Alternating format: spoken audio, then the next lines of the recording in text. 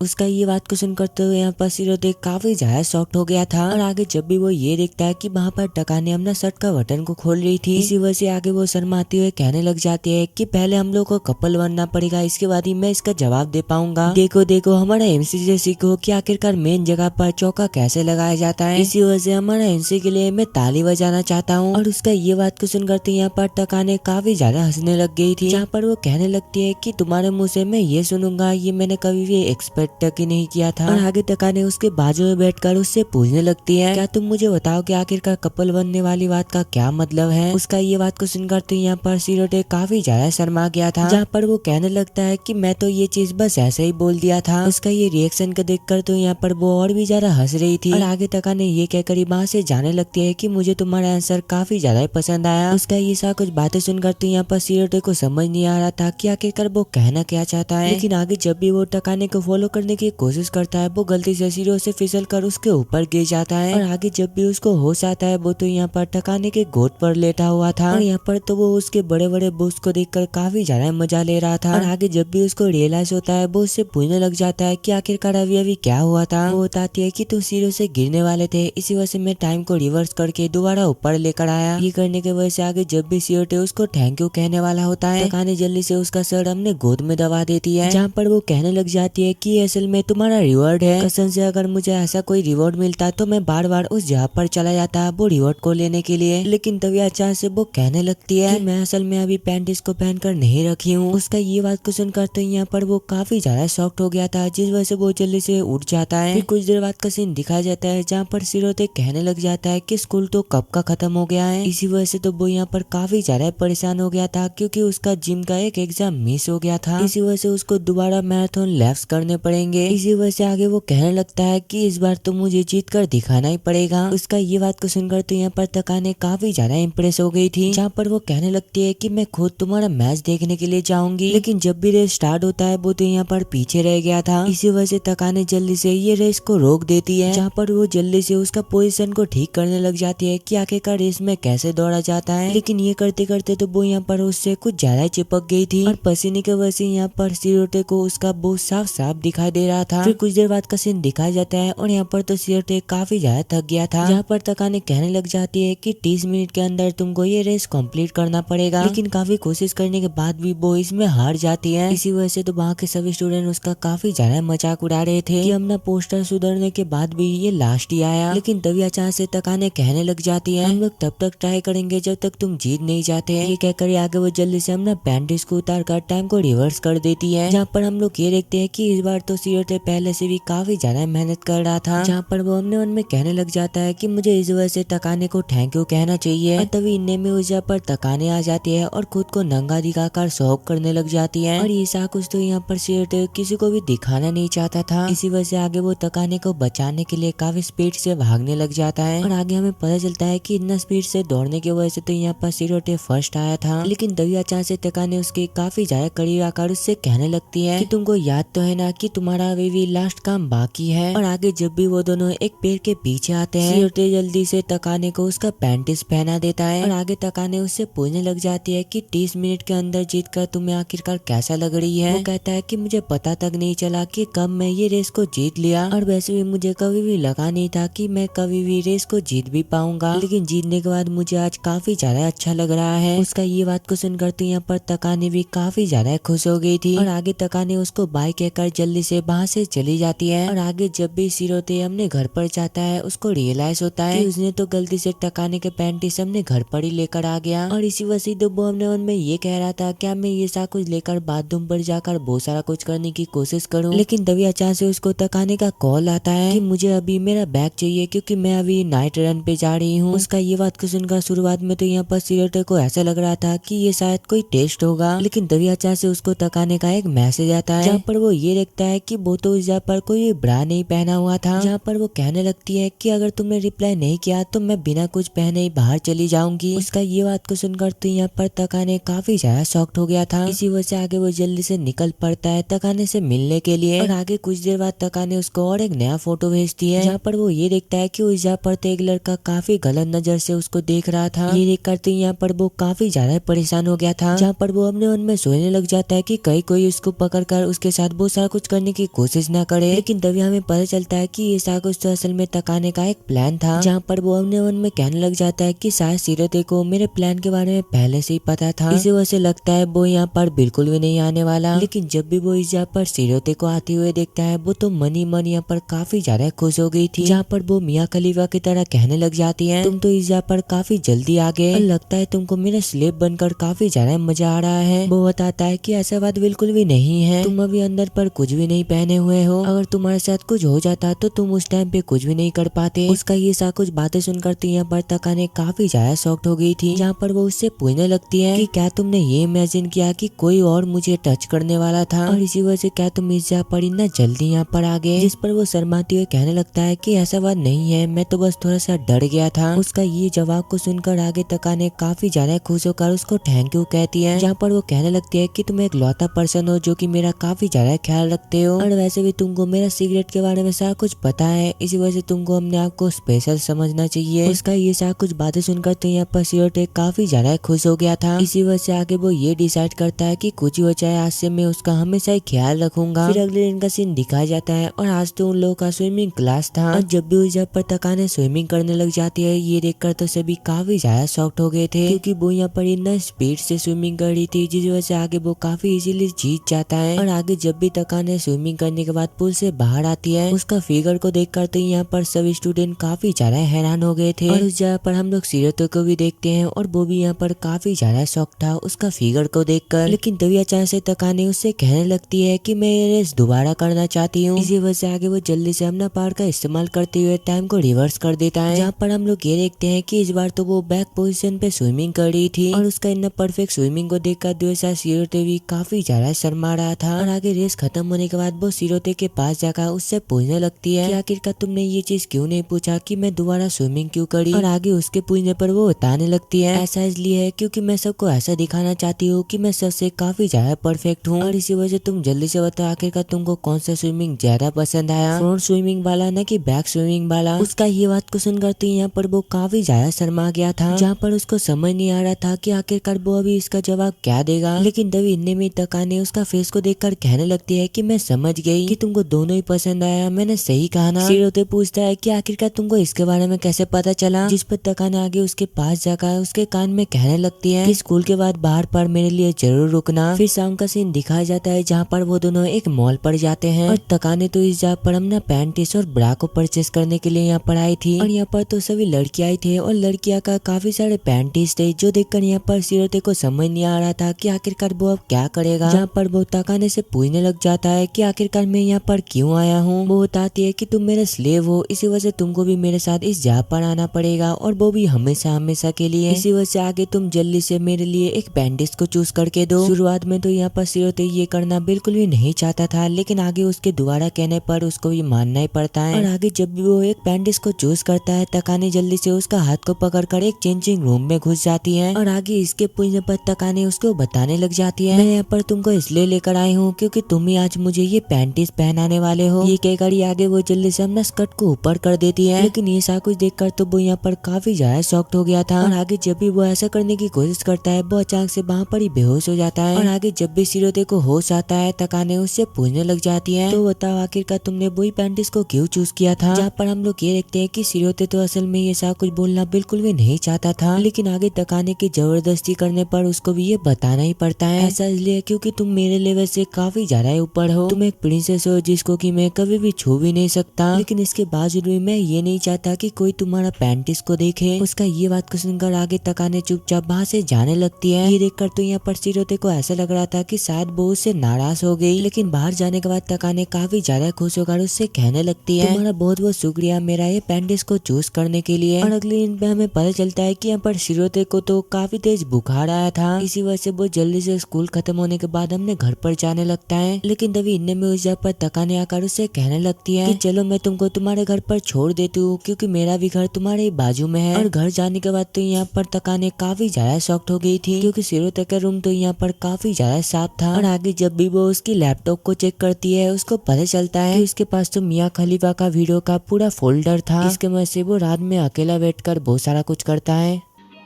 समझ रहे हो समझ रहे हो ना।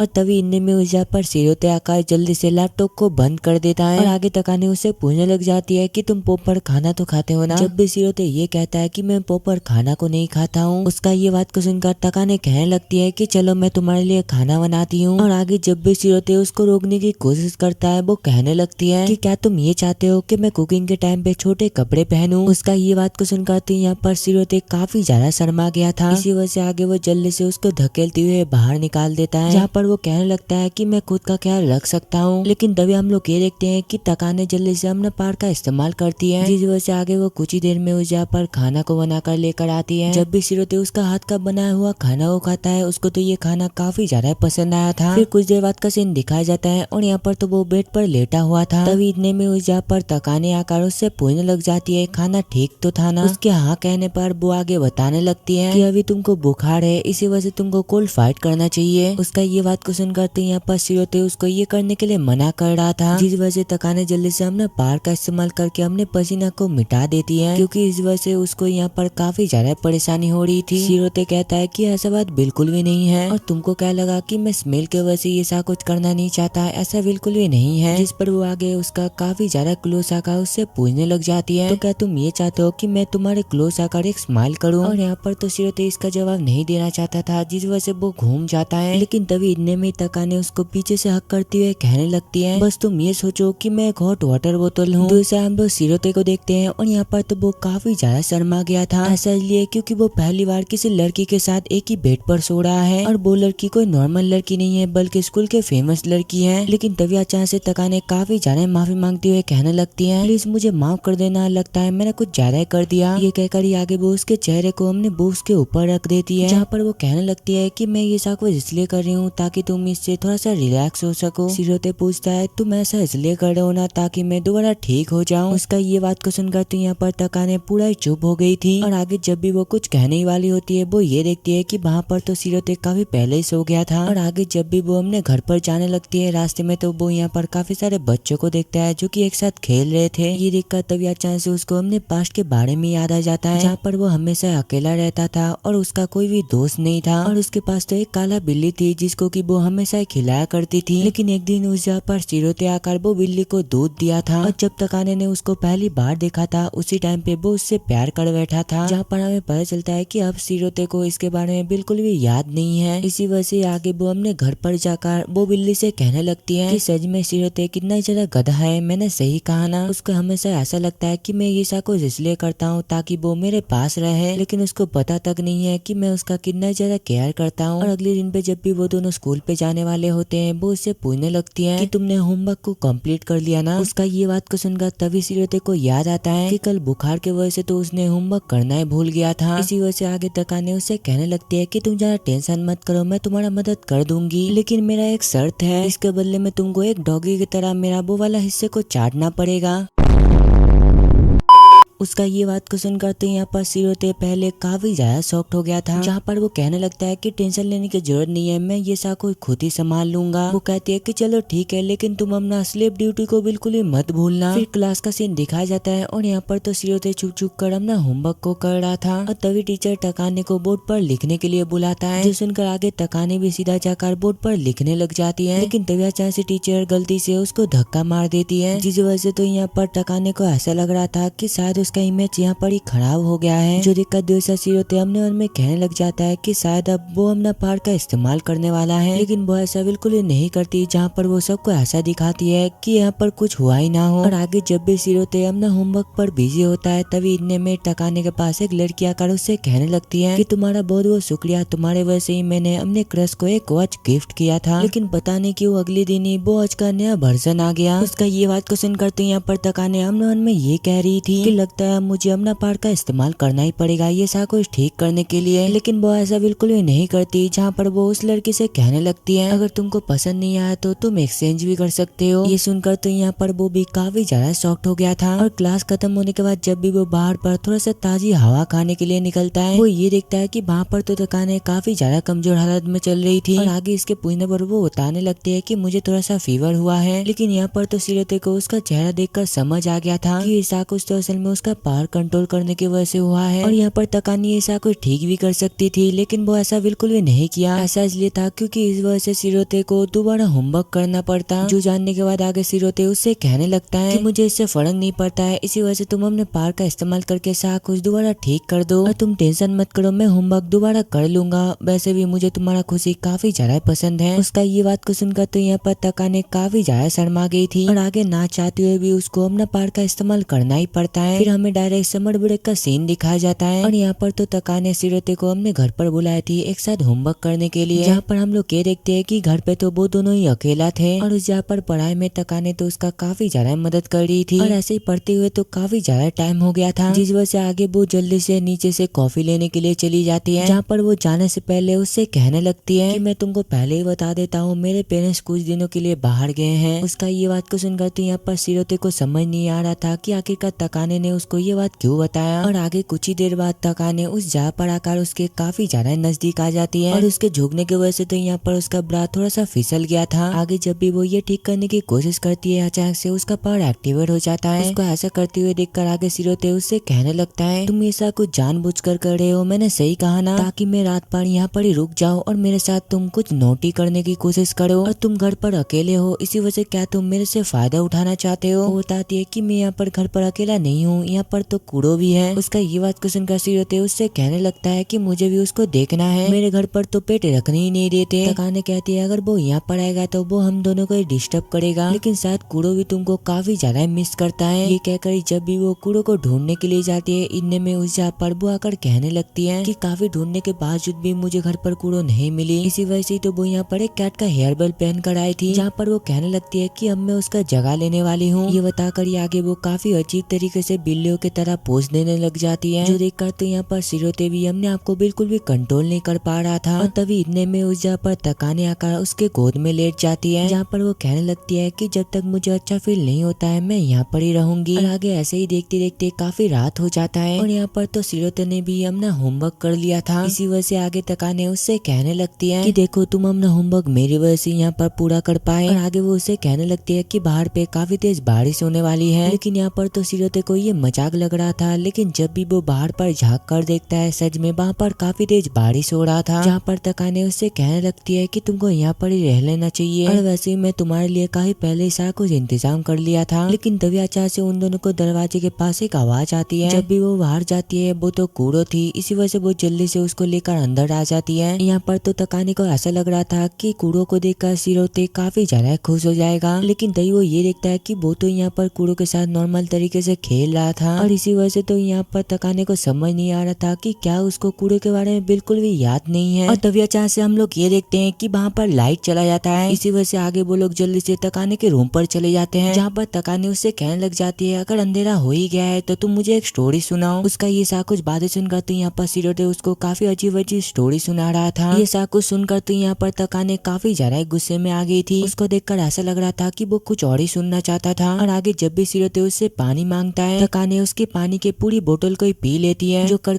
आगे वो उससे कहने लगती है कि और एक नई स्टोरी सुनाओ। जिस पर आगे सिरोते उसको अपना चाइल्डहुड नेम बताता है। उसका ये बात को सुनकर तो यहाँ पर वो दोबारा चुप हो गई थी। उसका ये सा कुछ बिहेवियर को देखकर आगे सिरोते उससे कहने लगता है कि क्या अभी मैं नीचे शावर लेने के लिए जा सकता हूँ। जब भी आगे तकाने नीचे जाकर चेक करती है वो यहाँ पर आकर कहने लगती है कि तुम अभी नीचे बिल्कुल भी नहीं जा सकते। जहाँ पर हम लोग ये देखते हैं कि उसके शरीर में तो एक टॉवल था, जहाँ पर वो जल्दी से जाकर अपने बेड पे लेट जाती है। उसको देखकर तो यहाँ पर सिरोते को ऐसा लग रहा था कि शायद उसको काफी ज्यादा बुरा लगा है। ऐसा इसलिए था क्योंकि सिरोते को तो अपने बचपन के बारे में बिल्कुल भी याद नहीं था। इसी वजह से आगे वो सोचने लग जाता है कि आखिरकार उसको कौन सा कहानी बताना चाहिए। लेकिन तभी अचानक से उसको एक पुराना बात याद आता है, जहाँ पर वो कहने लगता है कि बचपन पे मैं एक कैट का काफी ज्यादा ख्याल रखता था और उस टाइम पे वो कैट का ख्याल रखने के लिए हमेशा मेरे पास एक छोटी सी लड़की भी थी। लेकिन एक दिन आकर उसने मुझे प्रपोज कर दिया। उस टाइम पे तो मुझे कुछ भी समझ नहीं आ रहा था, इसी वजह से मैं चुपचाप रहा। इसी वजह से आगे वो लड़की रोती है वहाँ से भाग गई और उसके बाद से मैंने कभी वो लड़की के साथ वो कैट को नहीं देखा। वो कहता है कि शायद मुझे उस टाइम पे जवाब दे देना चाहिए था। ये कहकर आगे वो काफी ज्यादा उदास हो जाता है। लेकिन दूसरी साइड उसका ऐसा कुछ बातें सुनकर तो तकाने काफी ज्यादा खुश हो गई थी, जहाँ पर वो जल्दी से उसके पास जाकर उससे कहने लगती है अगर तुम वो लड़की से दोबारा मिलोगे तो आखिरकार तुम क्या करोगे। उसका ये बात तो यहाँ पर सिरोते को काफी ज्यादा अजीब लगा था। इसी वजह से आगे वो उससे पूछने लग जाता है कि क्या तुम वो लड़की को जानते हो। उसका ये बात को सुनकर तो वहाँ पर तकाने थोड़ा सा डिसअपॉइंटेड हो गई थी। और आगे जब भी वो कुछ कहने वाली होती है तभी अचानक से काफी जोर से एक बिजली कड़कता है। इसी वजह से तो वो यहाँ पर काफी ज्यादा डर गया था, जिस वजह से उसका टावल शरीर से नीचे गिर जाता है। और आगे जब भी दोबारा बिजली कड़कता है वो सीधा जाकर उसको हक कर लेती है, क्योंकि यहाँ पर उसको बिजली से काफी ज्यादा डर लगती है। और आगे जब भी उसको रियलाइज होता है तकाने अपने मन में कहने लग जाती है कि मैं ये मोमेंट को हमेशा हमेशा के लिए मिटा देना चाहती हूँ। लेकिन यहाँ पर तो तकाने के पार उसके ऊपर बिल्कुल भी काम नहीं करने वाला था, जिस वजह से वो अभी ये सिचुएशन पे कुछ भी नहीं कर सकता है। और आगे जब भी लाइट आती है वो उठकर कहने लगती है कि मैं अभी खाना बनाने के लिए जाती हूँ, मुझे पता है कि तुमको काफी ज्यादा भूख लगी है। और यहाँ पर तो सिरोते ये करने के लिए मना कर रहा था। इसी वजह से आगे तकाने उससे कहने लगती है कि चलो हम लोग एक गेम खेलते हैं, जहाँ पर हम दोनों को एक कपल का रोल प्ले करना पड़ेगा। ऐसा कुछ तो यहाँ पर सिरोते बिल्कुल भी करना नहीं चाहता था, लेकिन आगे उसके दोबारा कहने पर उसको भी यहाँ पर मानना ही पड़ता है। और आगे जब भी वो कुछ देर बाद किचन पे जाता है वो ये देखता है कि वहाँ पर तो तकाने अंदर पे बिल्कुल भी कपड़े को नहीं पहनी हुई थी। और तभी तकाने कहने लगती है कि चलो अब तुम्हारा बारी आ चुका है, जल्दी से एक हस्बैंड की तरह एक्ट करो। वो कहता है कि ये सा कुछ छोड़ो, क्या तुम थोड़ा सा ज्यादा कपड़े को नहीं पहन सकते। जिस पर तकाने कहने लग जाती है तो फिर तुम मेरा मदद करो ना। उसका ये बात को सुनकर आगे ना चाहती हुई भी सिरोते को उसका बात मानना ही पड़ता है। और आगे हम लोग ये देखते हैं कि वो दोनों तो एक साथ मिलकर खाना बना रहे थे, लेकिन उस जगह पर सिरोते तो हर टाइम बस तकाने की बूस को ही देखे जा रहा था, जिस चक्कर में गलती से उसका खाना ही जल जाता है, जिस वजह से ना चाहते हुए भी यहाँ पर तकाने को अपना पार इस्तेमाल करना पड़ता है। और आगे हम लोग ये देखते हैं कि वो दोनों तो यहाँ पर अपना डिनर कर रहे थे और खाने को देखकर सिरोते कहने लग जाता है कि देखकर तो लग रहा है कि खाना काफी ज्यादा टेस्टी होगा। जिस पर वो उसके बाजू में बैठकर उससे कहने लगती है कि आज मैं एक कपल की तरह अपने हाथों से तुमको खाना खिलाने वाली हूँ। और आगे जब भी वो ऐसा करने की कोशिश करती है गलती से तो उसके पैर पर सूप गिर गई थी, जो देखकर सिरोते कहने लग जाता है कि ये तो काफी ज्यादा गर्म होगा, क्या तुम ठीक हो। वो कहती है कोई बात नहीं, जल्दी से तुम ये चीज को साफ करो। और ये चीज तुम अपने मुंह से करने वाले हो। उसका ये बात को सुनकर तो यहाँ पर सिरोते काफी ज्यादा घबरा गया था और तभी टकाने दोबारा टाइम को रिवर्स करते हुए कहने लगती है कि मैं तो बस मजाक कर रही थी। उसका ये बात को सुनकर तो दूसरा सिरोते का फेस ऐसा हो गया था जहाँ पर वो मनी मन ये कह रहा था, तौबा तौबा तौबा, थारा मूड खराब कर दिया।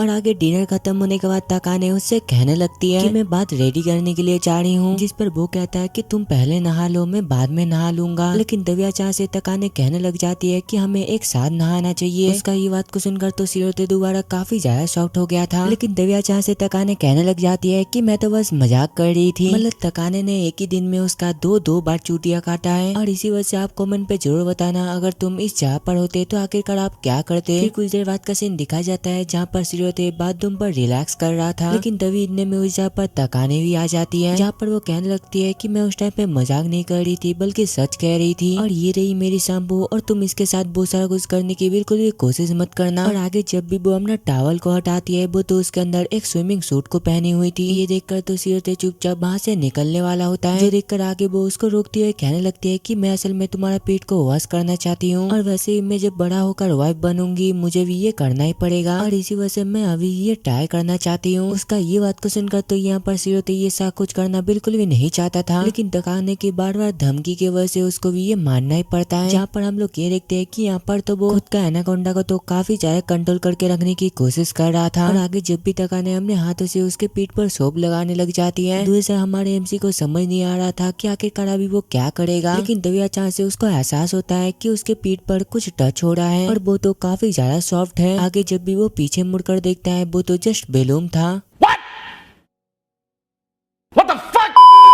और आगे उसका बैक वॉश करने के बाद अब बारी था उसका शैम्पू का। इसी वजह से वो जल्दी से उसके सामने चली जाती है। लेकिन तभी सिरोते कहने लग जाता है लेकिन तुमने तो कहा था कि तुम बस मेरा बैक को साफ करोगी। वो कहती है कि आखिरकार मैं ये कब कहा था, मुझे तो बिल्कुल भी याद ही नहीं है। और आगे हम लोग ये देखते हैं कि यहाँ पर तकाने तो उसका बाल को धो रही थी, जहाँ पर हम लोग ये देखते हैं कि यहाँ पर सिरोते तो अपने आप को संभालने की काफी ज्यादा कोशिश कर रही थी। लेकिन जब भी तकाने ये कहती है कि ये शैम्पू असल में मेरी है, ये सुनकर तो वो काफी ज्यादा शर्मा गया था। शुरुआत में तो यहाँ पर उसको कुछ समझ नहीं आ रहा था, लेकिन जब भी उसको रियलाइज होता है वो जल्दी से वहाँ से भागने की कोशिश करता है। और इसी चक्कर में तो वो अचानक से तकाने का बोस को पकड़ लेता है। लेकिन यहाँ पर हमारे तकाने भी थोड़ी ना कम थी, वो उससे कहने लगती है कि क्या तुम आज मेरे साथ बहुत सारा कुछ करना चाहते हो। उसका ये सारा कुछ बातें सुनकर तो यहाँ पर सिरोते शर्माते हुए अपने मन में एक ही चीज कह रहा था, इतनी खुशी मुझे आज तक।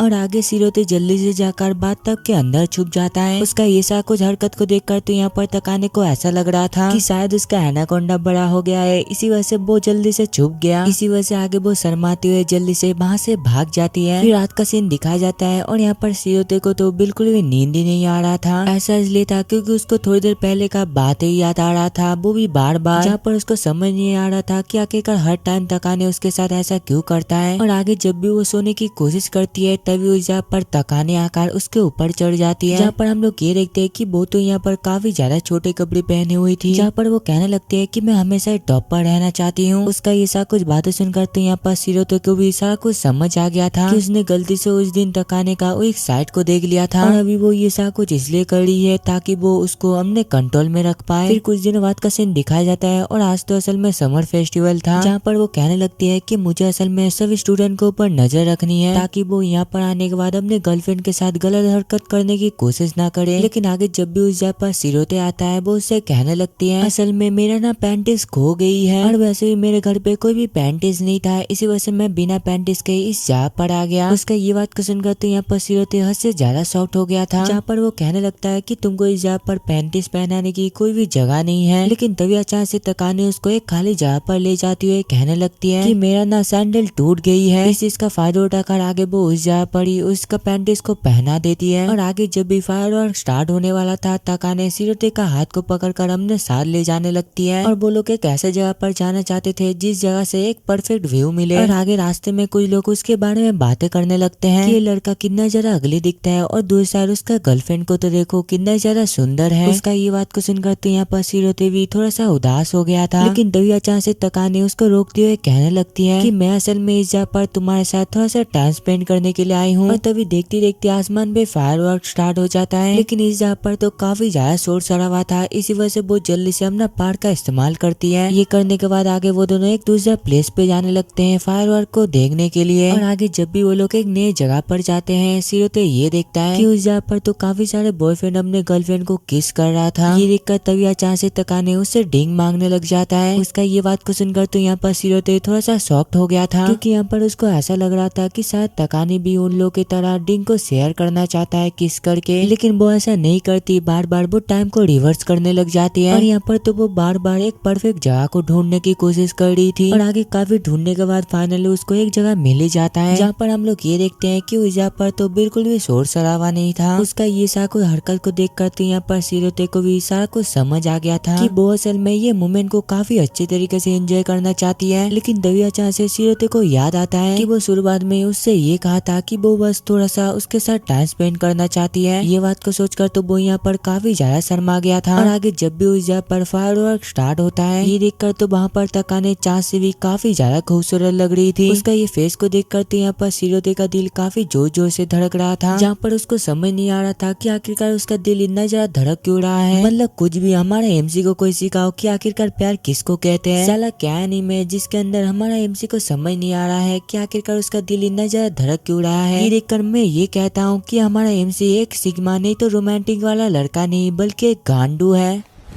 Emotional damn it! और आगे फायरवर्क खत्म होने के बाद हमारा एमसी नहीं बल्कि तकाने उससे कहने लगती है कि सच में ये काफी ज्यादा खूबसूरत था। उसका ये बात को सुनकर तो यहाँ पर सिरोते को समझ नहीं आ रहा था कि वो अभी फायरवर्क का बात कर रहा है ना कि उसके बारे में बातें कर रहा है। फिर कुछ दिनों बाद का सीन दिखाया जाता है, जहाँ पर तकाने सिरोते को कॉल करके उससे कहने लगती है कि मैं ये चाहती हूँ कि तुम मेरे साथ एक ओपन हाउस पे चलो, और मैं असल में फ्यूचर पे ओकुआ यूनिवर्सिटी पे जाना चाहती हूँ। और मुझे पता चला है कि वो यूनिवर्सिटी पे आइंस्टाइन की तरह काफी ज्यादा टैलेंटेड स्टूडेंट पढ़ते हैं। उसका ये बात को सुनकर सिरोते पूछने लग जाता है कि आखिरकार ये आइंस्टाइन कौन है, क्या वो यूनिवर्सिटी के बाहर गन्ने का जूस बेचता है क्या।